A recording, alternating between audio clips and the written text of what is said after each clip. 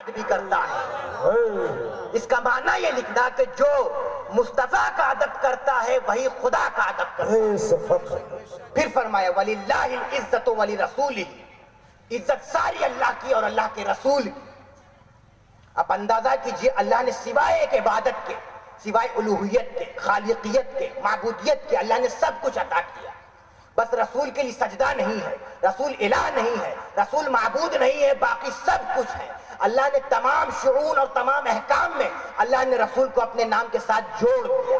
تو کسی مسلمان کو یہ حق نہیں کہ وہ یہ کہے کہ رسول کی بہت تعظیم کرتے ہو، رسول کو خدا سے ملا دیتے ہو، شخصیت پرستی کر دیتے ہو۔ ارے نہ کسی نے رسول کو خدا سے ملایا ہے، نہ کسی نے رسول کو حد سے بڑھایا ہے۔ یہ تو قرآن گواہ ہے کہ اللہ نے کبھی رسول کو خود سے جدا کیا ہی نہیں۔ سبحان اللہ سبحان اللہ۔ اب حدیث نبی کی طرف آتے ہیں۔ جو عقیدہ قرآن نے دیا، اب وہی عقیدہ تاجدار کائنات صلی اللہ علیہ وسلم امت کو سمجھا رہے ہیں۔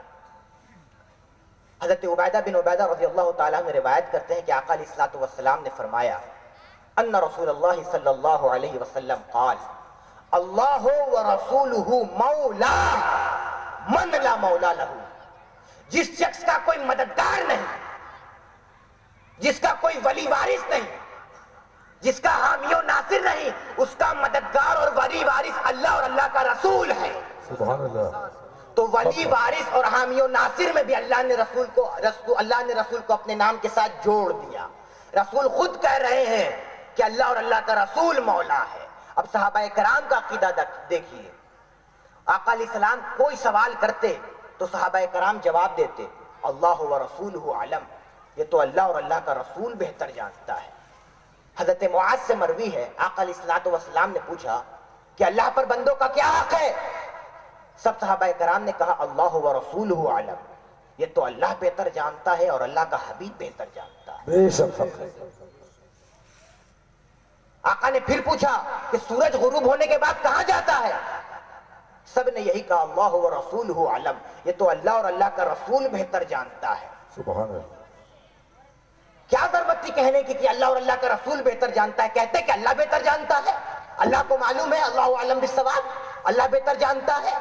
لیکن یہ بات کسی نے نہیں کہی، سب یہی کہتے رہے اللہ و رسولہ عالم، کہ اللہ اور اللہ کا رسول بہتر جانتا ہے۔ حجت الوداع کی پوری خطبہ منا ہے۔ آقا نے اشارہ کر کے پوچھا آج کون سا دن ہے؟ ای یوم ھذا، آج کون سا دن ہے؟ معلوم ہے صحابہ کرام کو کہ 10 ذوالحجہ ہے، عرفات سے لوٹے ہیں، منا پہنچے ہیں، عید ہوئی ہے، معلوم ہے سب کو 10 ذوالحجہ ہے، لیکن کسی نے نہیں کہا، سب یہی کہے اللہ و رسولہ علم، یہ تو اللہ اور اللہ کا رسول بہتر جانتا ہے۔ آپ نے پوچھا آج کون سا مہینہ ہے؟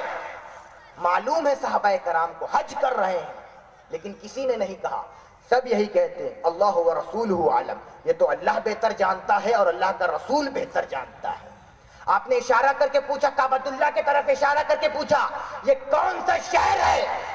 معلوم ہے سب کو کہ وہ شہر مکہ ہے، لیکن کسی نے نہیں کہا، سب یہی کہتے اللہ و رسولہ علم، اللہ اور اللہ کا رسول بہتر جانتا ہے۔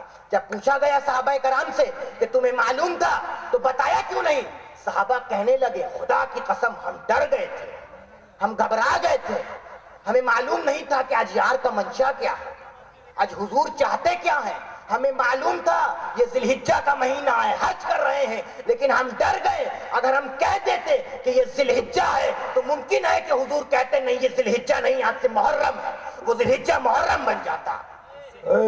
ہمیں معلوم تھا شہر مکہ ہے، ہمیں معلوم تھا کہ وہ شہر مکہ ہے، لیکن ہم گھبرا گئے کہ آج حضور نام نہیں بدلنا چاہتے ہو۔ اگر ہم کہہ دیتے کہ یہ شہر مکہ ہے تو ممکن ہے کہ حضور کہتے نہیں یہ مکہ نہیں، یہ آپ سے مدینہ ہے، وہ مکہ مدینہ بن جاتا۔ ارے انہیں معلوم تھا اختیار مصطفیٰ ہے، جو کہہ دے وہی شریعت بن جائے۔ اللہ اکبر، یا رسول اللہ، یا رسول اللہ، زندہ باد، زندہ باد، اللہ اکبر، سبحان اللہ سبحان انہیں اللہ۔ معلوم تھا اختیار مصطفیٰ ہے، جو کہہ دے وہی شریعت بن جائے۔ شان رسالت مآب اور عظمت رسالت مآب کو قرآن و حدیث سے سمجھو. اللہ نے رسول کو سوائے ایک شان کے معبودیت کے، الوہیت کے، خالقیت کے اللہ نے سب کچھ عطا کیا. اے میرے محبوب تو بس خدا نہیں ہے، تو بس خالق نہیں ہے، باقی سب کچھ ہے. سبحان اللہ جس سبحان اللہ. طریقے سے توجہ چاہوں گا، جس طریقے سے اللہ کی عبادت میں رسول کو ساتھ شریک کرنا، رسول کو ملانا، رسول کو شریک کرنا شرک ہے، جس طرح اللہ کی عبادت میں رسول کو شریک کرنا شرک ہے، اسی طرح باقی سارے معاملات میں رسول کو خدا سے جدا کرنا کفر ہے. سبحان اللہ. اسی طریقے سے باقی تمام معاملات میں اللہ رسول کو خدا سے جدا کرنا کفر ہے. عقیدے درست کر لو اور شان رسالت مآب کو قرآن و حدیث سے سمجھو. آج ہم میں سے کئی لوگ اس بات سے بھی گھبراتے ہیں کہ حضور کو وسیلہ بنانا چاہیے یا نہیں. ارے حضور تو ولادت سے پہلے بھی ساری کائنات کا وسیلہ تھے، ولادت کے بعد بھی ساری کائنات کا وسیلہ ہے، اور پردہ فرما جانے کے بعد بھی پوری کائنات کا وسیلہ ہے. اور یہ خیال کرنا اور یہ تصور کرنا کہ وسیلے کا، واسطے کا، توسل کا کوئی لفظ دین میں نہیں، تو وسیلے کا لفظ خود قرآن نے دیا. قرآن کہتا ہے یا ایھا الذین آمنوا اتقوا اللہ وابتغوہ، یا ایھا الذین آمنوا اتقوا اللہ وابتغوا الیہ الوسیلہ وجاہدوا فی سبیلہ لعلکم تفلحون. ایمان والو اللہ سے ڈرو اور اللہ کا قرب پانے کے لیے اس تک کوئی وسیلہ تلاش کرو. پھر فرمایا اولئک الذین یدعون یبتغون الی ربہم الوسیلہ ایہم اقرب ویرجون رحمہ. بہت سے لوگ جو پہلے بتوں کی عبادت کرتے تھے، بتوں کی پوجا کرتے تھے، کچھ ملائکہ کی پوجا کرتے تھے، کچھ فرشتوں کی پوجا کرتے تھے، ان کی عبادت کرتے تھے، کچھ حضرت عیسیٰ کی پوجا کرتے تھے، کچھ حضرت عزیر کی پوجا کرتے تھے. قرآن کہتا ہے کہ جن کی پوجا کرتے تھے، چاہے وہ حضرت عزیر ہو، چاہے حضرت عیسیٰ ہو، چاہے ملائکہ ہو، چاہے فرشتے ہو، ان کا اپنا علم یہ ہے کہ یبتغون الی ربہم الوسیلہ، کہ وہ خدا کا قرب پانے کے لیے اس تک کوئی وسیلہ تلاش کرتے تھے. ایہم اقرب، کہ کون خدا کے زیادہ قریب ہے تاکہ اسے وسیلہ بنا کر خدا کا قرب پالے. یہ سب حق ہے.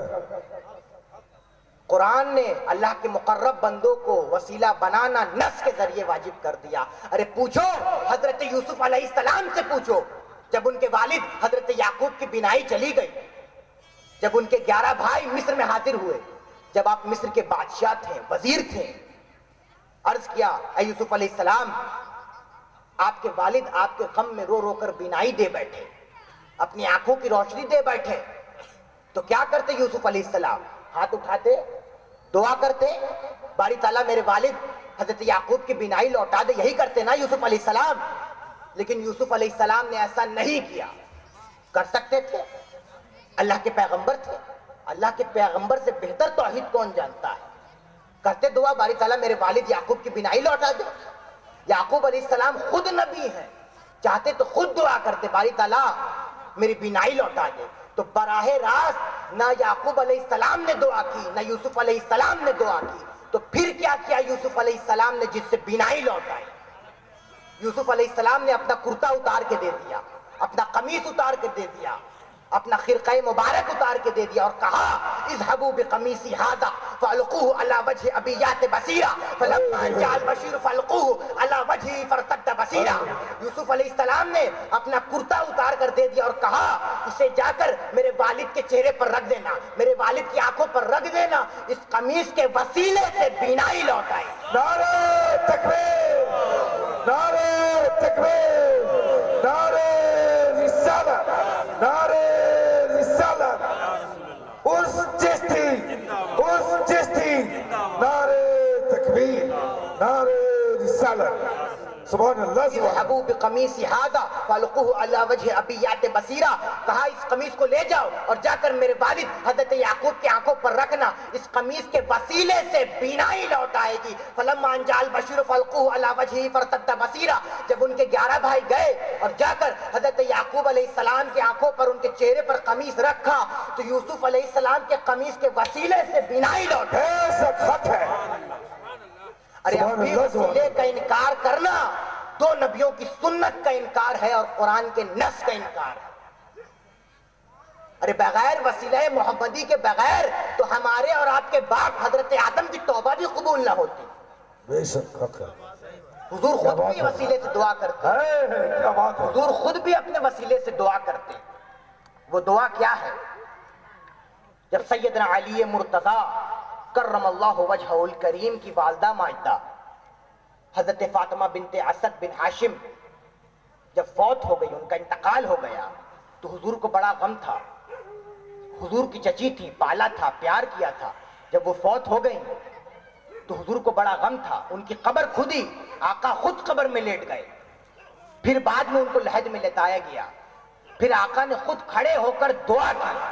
اب وہ جو دعائے مصطفیٰ جو حضرت فاطمہ بنت اسد ام علی مرتضیٰ کی قبر پر آقا نے جو دعا کی، وہ دعا سنی.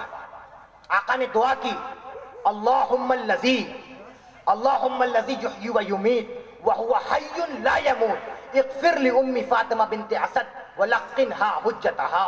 اے اللہ جو زندہ اور سلامت ہے، جو قائم و دائم ہے، جو کبھی فوت نہیں ہوتا، میری ماں فاطمہ بنت اسد کی بخشش فرما اور اس کو اس کے کلمے کی تلقین فرما.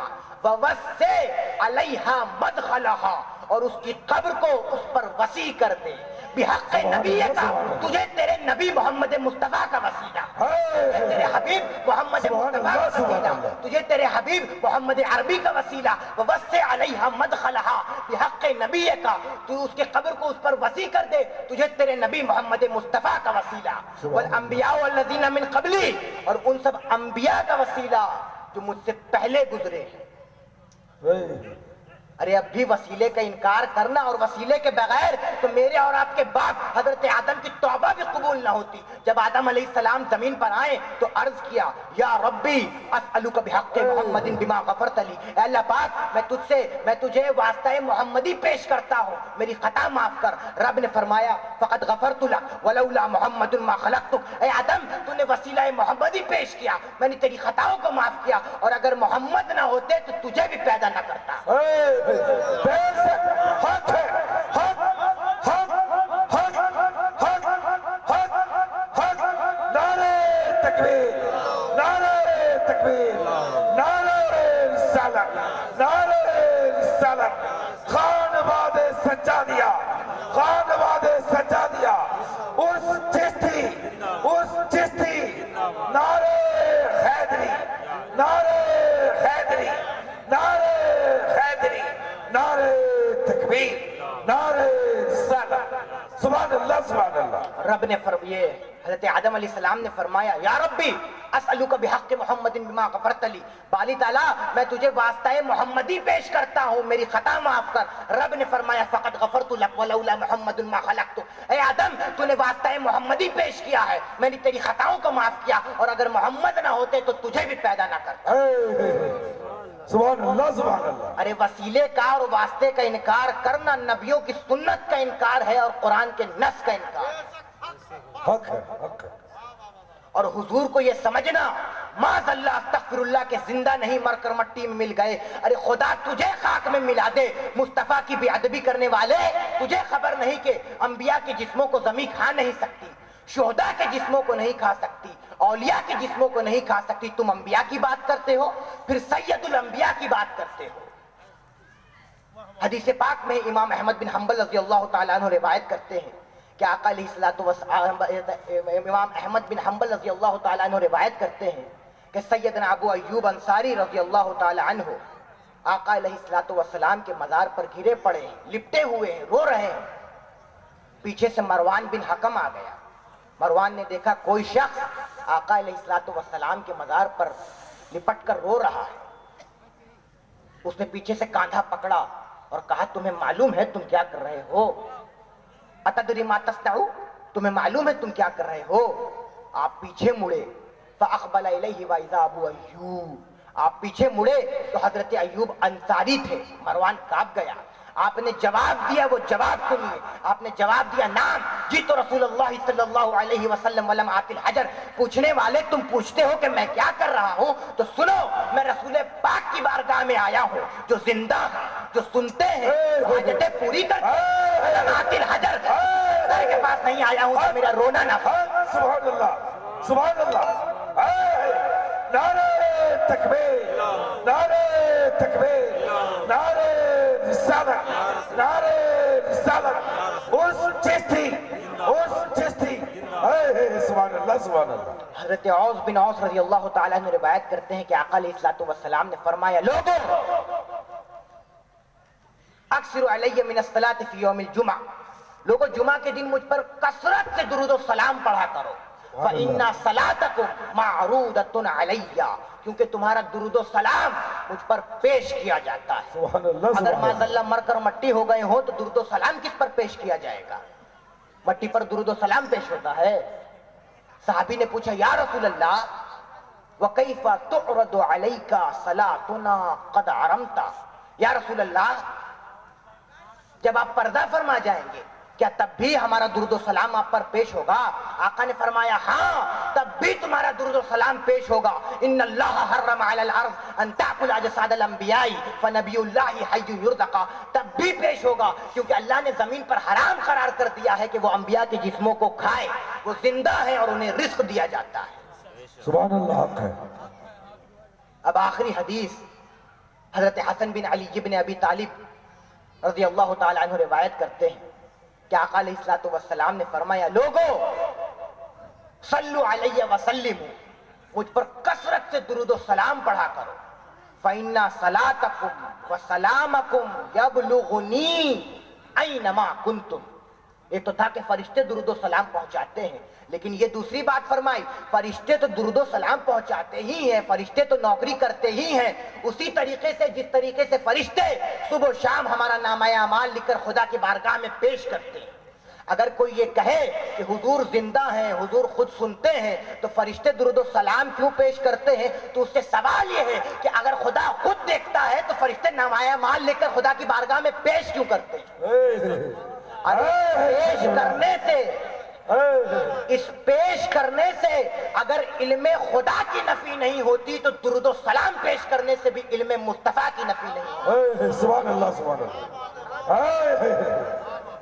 آقا نے فرمایا لوگوں صلو علیہ وسلموا، مجھ پر کثرت سے درود و سلام پڑھا کرو. فإن صلاتکم وسلامکم یبلغنی اینما کنتم، تم جہاں کہیں بھی رہتے ہو تمہارا درود و سلام پہنچ جاتا ہے.